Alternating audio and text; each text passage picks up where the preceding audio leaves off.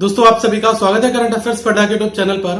पिछले कुछ दिनों आप लोगों ने मुझसे पूछा था कि अगर कोई पर्सन एसबीआई क्लर्क ज्वाइन करता है तो उसके पीओ बनने के चांसेस क्या होते हैं और क्या प्रोसेस होता है। तो अगर आप एक एस्पिरेंट है, एग्जाम की तैयारी कर रहे हैं तो ये वीडियो आपके लिए बहुत ज्यादा जरूरी है। एक चीज दोस्तों आपको और बताना चाहूंगा कि आपके एग्जामिनेशन के लिए आप लोग मॉक टेस्ट वगैरह देते होंगे, तो ऑलिव बोर्ड के फ्री मॉक टेस्ट भी अवेलेबल है, आप उनको भी ज्वाइन कर सकते हैं। और मुझे उनका लेवल काफी अच्छा लगा, तो मैं हमेशा उनके मॉक टेस्ट के क्वेश्चन जो है वो आप सभी के पास लेकर आता हूं।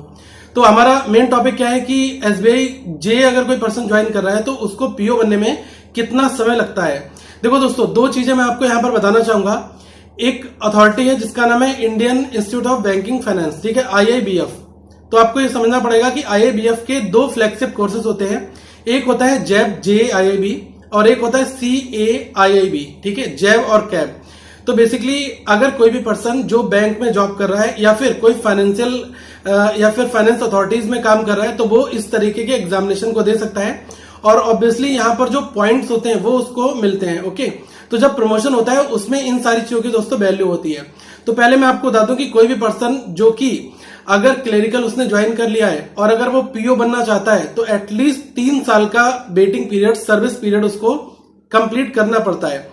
आपको एक चीज बता दूं कि अगर आपने जैब एग्जाम क्वालिफाई किया, जैब के बाद 4 साल की सर्विस के बाद आप टीओ बन सकते हैं, ट्रेनी ऑफिसर।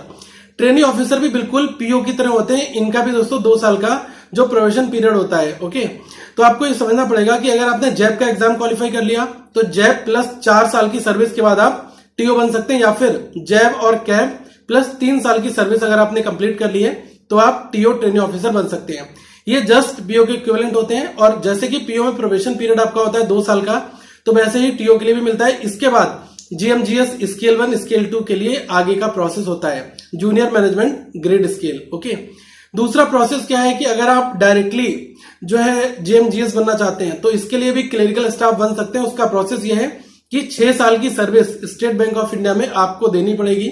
अगर आपने 6 साल की सर्विस कंप्लीट कर ली है, या फिर आप जैब प्लस कैब प्लस 5 साल के बाद में स्केल 1 स्केल 2 के लिए जो है अपियर कर सकते हैं। तो ये सीधा सीधा दोस्तों फंडा होता है। किसी भी जो है स्टेट बैंक ऑफ इंडिया में ये प्रोसेस चलता है। बाकी हर एक जगह अलग अलग होता है। पीएनबी में अपना अलग है, अगर आप कैनरा की बात करोगे उसका अलग होगा। तो पीएनबी में भी कुछ मेरे फ्रेंड सर्किल में जो लोग जॉब कर रहे हैं, अभी इनका हुआ है स्केल 1 में। तो मैं आपको अगली वीडियो में बता दूंगा कि हम किस तरीके से जो है अगर पीएनबी या फिर अदर बैंक में जॉब करके हम किस तरीके से पीओ बन सकते हैं, क्लरिकल स्टाफ पीओ बनने का क्या प्रोसेस होता है। एसबीआई में तो दोस्तों यही होता है, सिंपल प्रोसेस है। और मुझे लग रहा है कि जो ज्यादातर लोग हैं वो क्या करते हैं कि टीओ बनना प्रेफर करते हैं, क्योंकि इसमें टाइम भी कम है। लगभग 3 साल या 4 साल में वो जो है टीओ बन जाते हैं, वो भी इक्विवेलेंट पीओ के लेवल है। ओके, तो यही चीज है। और मैं आपसे कहूंगा कि आप तैयारी अपनी स्ट्रांग रखो, अच्छी तैयारी करो। देखो क्या होता है कि अगर लाइफ में कोई छोटी पोजीशन भी मिल रही है, क्लरिकल अपने आप में कोई छोटी पोजीशन में नहीं कहूंगा, जो भी जॉब है अपने आप में परफेक्ट होलसेल होती है।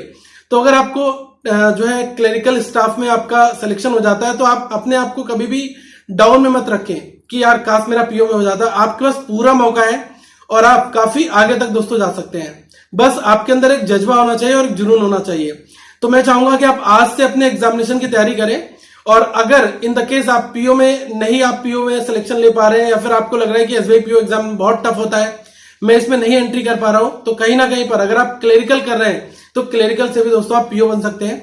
और मैं आप सभी को इसी तरीके से बताना चाह रहा हूं कि आप मेहनत करो और मंजिल ज्यादा दूर नहीं है, बस आपको मेहनत करने की जरूरत है। ओके, अगली वीडियो में हम बात करेंगे कि कैसे एक पीएनबी बैंक में अगर कोई क्लरिकल पर्सन है तो वो पीओ कैसे बन सकता है। तो उसके बारे में भी हम अगली वीडियो में दोस्तों चर्चा करेंगे। थैंक यू, आई होप आपको सारी चीजें समझ में आ गई होंगी। और एक मैं पूरे प्रोसेस वीडियोस बनाऊंगा जिसमें मैं आईआईबीएफ और जैब और कैब के कोर्सेज की बात करूंगा। क्योंकि दोस्तों आपको एक चीज पता होना चाहिए कि कोई भी पर्सन जो बैंक में जॉब कर रहा है या फिर फाइनेंशियल सर्विसेज से रिलेटेड कहीं पर जॉब कर रहा है, वही केवल इसमें जैब कैब में इन्वॉल्व कर सकता है।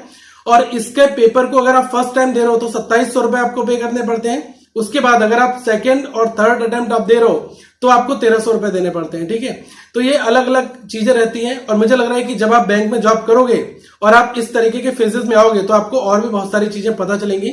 लेकिन मेरा ऑब्जेक्टिव यही है कि जो अपना पर्सनल एक्सपीरियंस है और जो मेरे पास नॉलेज है वो मैं दोस्तों आप सभी के साथ शेयर करूं।